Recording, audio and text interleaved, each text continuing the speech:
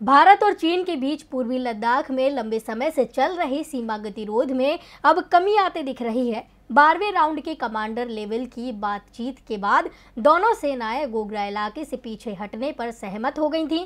इससे पहले पेंगोंग झील के दोनों किनारों से सेनाएं पीछे जा चुकी हैं।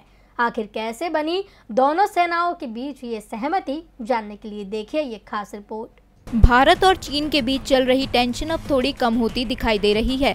12वें दौर की वार्ता के बाद अब आखिरकार सीमा पर दोनों देशों के बीच तनाव कम होते दिखाई दे रहे हैं। दरअसल अब गोग्रा इलाके से दोनों सेनाएं पीछे हट गई हैं। यहां कुछ ही मीटर की दूरी पर दोनों देशों की सेनाएं एक दूसरे के सामने डटी हुई थी।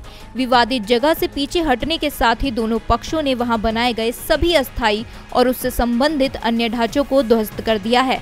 दोनों ही देशों की ओर से इस बात की पुष्टि भी कर दी गई है, साथ ही इसकी जांच भी कर ली गई है।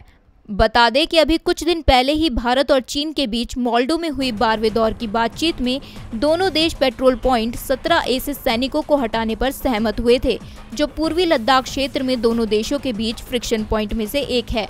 PP-17A को गोग्रा भी कहा जाता है। दोनों पक्ष मौजूदा समझौतों और प्रोटोकॉल के अनुसार इन शेष मुद्दों को शीघ्रता से हल करने और बातचीत और वार्ता की गति को बनाए रखने पर सहमत हुए।